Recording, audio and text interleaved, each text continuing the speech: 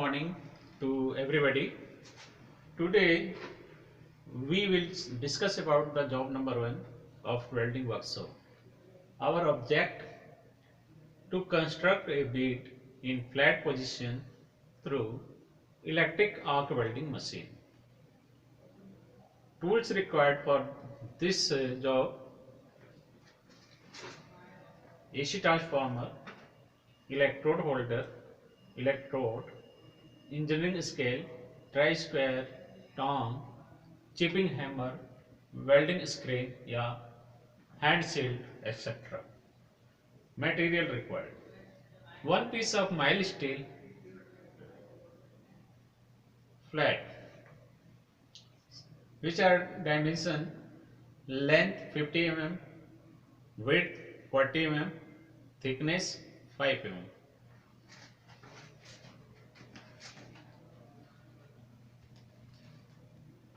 As per diagram you have seen here, देख रहे हैं आप डायग्राम. बिफोर चिपिंग जब वेल्डिंग करते हैं तो वेल्डिंग करने के बाद ऑब्टेन होता है स्लैज जो है बिफोर चिपिंग. हैमरिंग नहीं करेंगे तब ये ब्लैक सा नजर आता है, स्लैग होता है. वेल्डिंग करने के पश्चात हमें ऑब्टेन होता है. देन इसके बाद जब चिपिंग करते हैं, chipping that mean chipping hammer से ऊपर का स्लैग जब रिमूव करेंगे तब हमारा सेकंड डायग्राम में ऑब्टेन होगा बीड. नंबर्स ऑफ बीड जो है आप देख रहे हैं यहाँ पे आर्क. ये आर्क जो है नंबर्स ऑफ क्रेटर मिलके एक बीड कहलाता है. क्रेटर का मेन पर्पज ये होता है कि जब वेल्डिंग हम कर रहे होते हैं तो इलेक्ट्रोड अगर हमारा कंज्यूम हो जाता है in between from beginning point से लेके एंड पॉइंट तक, तब फर्दर रीस्टार्ट करते हैं बीड बनाने का, तो उस समय वो एक पेपर के रूप में होता है जिससे क्या होता है बीड कंटिन्यू हो जाती है हमारी. वेल्डिंग करने से पहले हमें करंट का सिलेक्शन करना बहुत ज़रूरी होता है. तो ये हमारा एसी ट्रांसफार्मर मशीन है जो आप देख रहे हैं. इसमें नंबर्स ऑफ होल आपको दिखाई दे रहे हैं फ्रॉम राइट साइड से. अगर यहाँ पे देखेंगे तो फर्स्ट जो है हमारा 25 एम्पियर, सेकेंड 50 एम्पियर और थर्ड 75, 100, देन अप टू 200 तक है. इसमें नंबर्स ऑफ होल आपको दिखाई दे रहे हैं. इसमें जॉब की थिकनेस के अकॉर्डिंग हम सेलेक्ट करते हैं. तो हमारा जो थिकनेस है 5 mm, तो हम सेलेक्ट करेंगे 100 mm पे, जिससे हमारा मेटल फ्यूज हो सकता है. ये हमने सेलेक्ट कर लिया. इसी ट्रांसफार्मर का मेन फंक्शन क्या है? Electrical energy convert into mechanical energy. तो इसके द्वारा हम मैकेनिकल एनर्जी ऑब्टेन करते हैं. फर्स्ट एसी ट्रांसफार्मर था जो यूज करेंगे हम, और सेकंड आप ये देख रहे हैं इलेक्ट्रोड होल्डर. इसमें एक जॉ है, ये लीवर है, बीच में रिटेनिंग स्प्रिंग है, अपर jaw and bottom jaw. One jaw fixed है और अनदर जॉ मूवेबल है. आप ये देख रहे हैं कि बॉटम जॉ फिक्स्ड है, अपर वाला मूवेबल है. इसके अंदर ग्रुप कटे हुए हैं जो हमें इलेक्ट्रोड यूज करेंगे इसमें.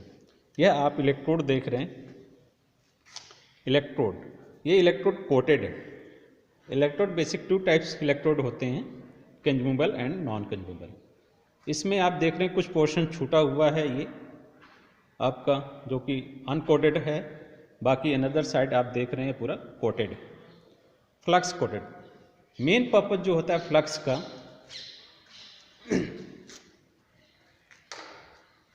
एटमॉस्फेयर की गैसेस से बचाता है. जो हम वेल्डिंग करेंगे वर्क पीस पे तो उसको बचाता है, सेफ रखता है.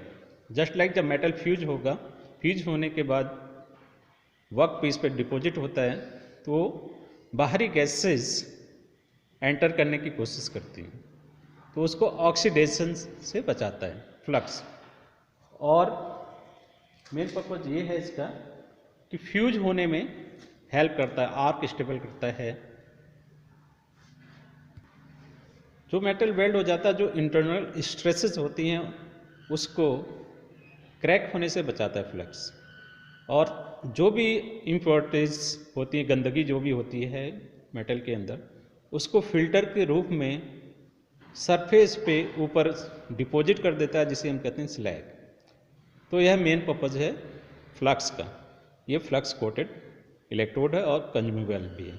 अनदर साइड नॉन कंज्यूमेबल है, दैट मीन्स अनदर साइड जो छूटा हुआ है, जो कोटेड नहीं है, ये बेयर रॉड कहलाता है। एमएस का अगर वर्क पीस है तो ये बेयर रॉड भी एमएस का ही होगा। जिस वर्क पीस का आपका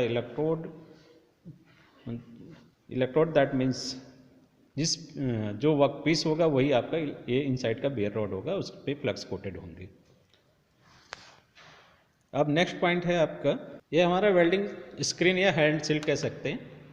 आप इसको देख रहे हैं, ये डार्क ग्रीन कलर का है, लेकिन देखने में लगता है ब्लैक कलर का है आपका कांच, लेकिन ये डार्क ग्रीन कलर का होता है, पॉलीमर का बना होता है। जब वेल्डिंग करते हैं तो वेल्डिंग करते समय रेजेज निकलती हैं, ultraviolet rays and infrared rays, जो कि नॉर्मल प्रकाश से 10,000 गुना ज़्यादा लाइट होता है, जिसको हम नेक्ड आई से नहीं देख सकते हैं, इसलिए हम वेल्डिंग स्क्रीन या गॉगल्स का यूज़ करते हैं। ये हमारा टोंग है, इस टोंग से हम हॉट या कोल्ड जॉब को कैप्चर करते हैं। मेन पर्पज़ जब वेल्डिंग करते समय यूज करते हैं इसको, जब वेल्ड कर रहे होते हैं तो मेटल जो है हीट हो जाता है, तो उसको कैप्चर करने के लिए वन प्लेस से अनदर प्लेस जब ले जा रहे होते हैं तो हम टोंग का यूज करते हैं। यह हमारा चिपिंग हैमर है। वेल्डिंग करने के बाद जो स्लैग डिपॉजिट हो जाता है वर्क पीस के ऊपर, उसको रिमूव करने के लिए स्लैग का यूटिलाइजेशन किया जाता है। या वेल्डिंग करते समय जब वेल्डिंग कर रहे होते हैं तो उस समय अगर इलेक्ट्रोड कंज्यूम हो गया, फर्दर दोबारा वेल्डिंग करना होता है उसी बीट पे, तो उस पहले स्लैग को रिमूव करते हैं, देन इसके बाद वेल्डिंग करते हैं। मेन फंक्शन है ये चिपिंग हैमर का। जिस वर्क पीस पे वेल्डिंग करना होता है, पहले हम उस वर्क पीस को एज पर डायमेंशन यानी डायग्राम के अकॉर्डिंग हम तैयार कर लेते हैं। जैसे आपका ये वर्क पीस है, राइट एंगल हमें बना के हमने तैयार किया वर्क पीस को, और इससे ट्राई स्क्वायर से मेजरमेंट कर लेते हैं, चेक कर लेते हैं राइट एंगल है कि नहीं, जिसकी चारों भुजाएं बराबर होनी चाहिए, 90 डिग्री भी होना चाहिए। तो उसका मेन पर्पज़ है राइट मतलब ट्राई स्क्वायर का। ट्राई स्क्वायर के थ्रू हम राइट एंगल मेजरमेंट करते हैं। वेल्डिंग करने से पहले हमें कुछ पॉइंट्स ध्यान में रखने होते हैं। जो वर्क पीस है क्रोजन रहित होना चाहिए, क्रोजन नहीं होना चाहिए। जस्ट लाइक आप यहाँ पे 2 पीसेस देख रहे हैं, ये आपका फर्स्ट पीस है जो कि क्रोजन रहित है, मतलब इस पर कोई डस्ट वगैरह पार्टिकल्स वगैरह नहीं है, इसको रिमूव कर दिया गया है। और दूसरा पीस आप ये देख रहे हैं क्रोजन है, इसमें डस्ट वगैरह है, तो इस पर वेल्डिंग नहीं करेंगे डायरेक्टली, क्योंकि जब वेल्डिंग करते हैं तो मेटल फ्यूज होता है, उसमें ये इम्पोर्टेज उसके अंदर इंसर्ट हो जाते हैं, जिससे प्रॉपर मैच नहीं हो पाता है। तो एक तरह से कह सकते हैं कि जो वेल्ड किया जाता है मेटल, वह उतना स्ट्रांग नहीं होगा जितना हमारा वर्क पीस होता है। तो इसलिए वेल्डिंग करने से पहले क्रोजन रिमूव करेंगे, या पेंटेड है, ऑयल लगा हुआ है, ग्रीस लगा हुआ है, सबको रिमूव करने के बाद ही वेल्डिंग करते हैं। अब इलेक्ट्रोड हम अटैच करेंगे इलेक्ट्रोड होल्डर से। ये देखिए जिस साइड कोटेड पोर्शन नहीं है इलेक्ट्रोड, उस हमने इलेक्ट्रोड होल्डर में अटैचमेंट कर लिया। अब हम स्टार्ट करेंगे वेल्डिंग करना। सबसे पहले क्या होता है, main points, how to insert and arc. इस इलेक्ट्रोड को कैसे जलाएंगे। जलाने के 3 प्रोसीजर होते हैं। फर्स्ट होता है बाय टचिंग मेथड्स, जो हमें यही सीखना है, बाय टच करके। दैट मीन्स इलेक्ट्रोड और वर्क पीस आपस में टच करेंगे तब ये जलना स्टार्ट होता है। तो एक निश्चित रेंज होती है, जस्ट लाइक जैसे मैग्नेट होता है, कुछ रेंज तक आप रखेंगे टच करने के बाद तो अट्रैक्शन बना रहता है। इसी तरह इलेक्ट्रोड है, अगर आप उस रेंज से ज़्यादा रखेंगे दूरी पे तो ये अपने आप आर्क बुझ जाएगा, एक्सटिंग्विश हो जाएगा। अगर आप रेंज के अंदर रखेंगे टच करने के बाद इलेक्ट्रोड कंटिन्यू चलता रहेगा, जलता रहेगा। तो पहला हम यूज करेंगे, यहाँ पे सीखेंगे हाउ बाय टचिंग मेथड्स। देखिए टच करने के बाद ये इलेक्ट्रोड जल रहा है। अगर हमने इसको टच करने के बाद होल्ड करके रखा तो ये कंटिन्यू नहीं जलेगा, हमें गैप भी मेंटेन करना पड़ेगा, जो कहलाता है आर्क लेंथ।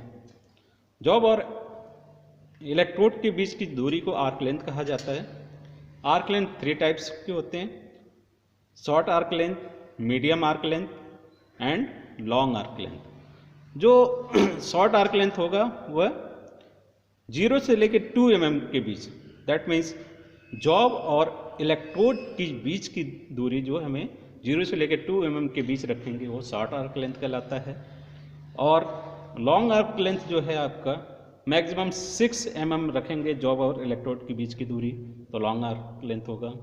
और करेक्ट यानी मीडियम आर्क लेंथ वो होता है जितना इलेक्ट्रोड का डायमीटर होता है। जैसे ये हमारा जो इलेक्ट्रोड यूज कर रहे हैं इसका डायमीटर 3.15 mm है, तो इसका जो गैप रखेंगे जॉब और इलेक्ट्रोड के बीच में 3.15 mm रखेंगे, जिससे क्या होगा इलेक्ट्रोड फ्यूज होके मेल्ट होके वर्क पीस पे ही डिपॉजिट होगा।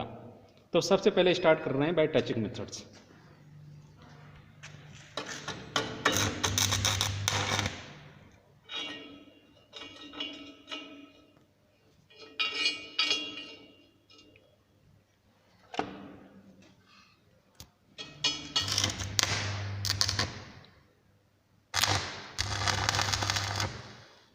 फ्रॉम बिगिनिंग पॉइंट से लेके एंड पॉइंट तक वेरी स्लो स्पीड रखेंगे, हैंड की स्पीड। जॉब और इलेक्ट्रोड के बीच में एंगल जो हम मेंटेन करते हैं 70 to 80 डिग्री मेंटेन करेंगे। इलेक्ट्रोड को झुका कर रखने का मेन पर्पज ये होता है कि जब वेल्ड करते हैं तो वेल्ड करते समय वर्क पीस और हमें इलेक्ट्रोड की टिप पे दिखाई देता है, पूरा क्लियर बीट बनती हुई दिखाई देती है।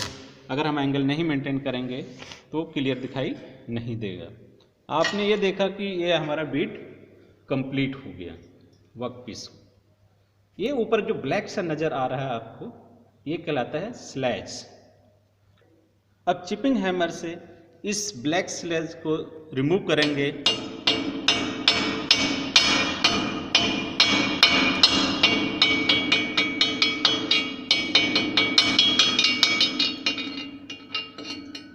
ये हमने चिपिंग हैमर के द्वारा स्लैज को रिमूव कर दिया, तो हमारा क्या ऑब्टेन हो गया बीट। आप ये आपको पूरा दिखाई दे रहा होगा आर्क, और लास्ट में आप एंड पॉइंट पे ये देखिए बिल्कुल क्रेटर का रूप दिखाई दे रहा है। नंबर्स ऑफ क्रेटर मिलके एक बीट कहलाता है, जो हमारा ऑब्जेक्ट है बीट बनाने की प्रैक्टिस करना है। बीट ये हमारा कंप्लीट हो गया। जो प्रोसीजर लिखना है, पहला स्टेप ये होता है कि प्रॉपर कनेक्शन होना चाहिए, नीट एंड क्लीन होना चाहिए work piece. As per dimension work piece यानी जॉब प्रिपेयर कर लेंगे। देन इसके बाद फ्रॉम बिगिनिंग पॉइंट से लेके एंड पॉइंट तक हैंड की स्पीड यूनिफॉर्म रखा जाता है, और वन टाइम में ही बिगिनिंग पॉइंट से लेके एंड पॉइंट तक वेल्डिंग किया जाता है। बार बार रोटेट नहीं करते हैं। अगर बार बार रोटेट करेंगे तो क्या होता है कि अभी आपने देखा कि एक स्लैग डिपॉजिट हो गया वन टाइम में ही वेल्डिंग करते समय। अगर आप बार बार करेंगे तो उसी के ऊपर दोबारा वेल्डिंग हो जाएगा, यानी मेटल फ्यूज हो जाएगा। तो उसको क्या कहलाता है, वो स्लैग इंक्लूजन डिफेक्ट्स। जब भी हमें अगर दोबारा वेल्डिंग करनी है तो पहले स्लैग को रिमूव करिए, तो फर्दर यूज करिए।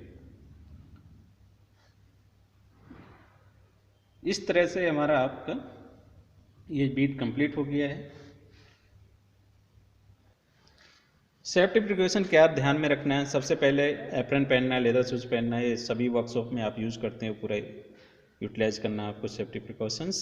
देन इसके बाद यहाँ पे जो यूज़ करना है, एंगल हमें इलेक्ट्रोड का जॉब और इलेक्ट्रोड के बीच में 70 to 80 डिग्री रखना है। हैंड की स्पीड स्लो होनी चाहिए, एंड बिगिनिंग पॉइंट से लेके एंड पॉइंट तक यूनिफॉर्म होना चाहिए। अगर आप यूनिफॉर्म नहीं रखेंगे तो अनइवन बीट्स क्रिएट होगा, दैट मीन्स असमान।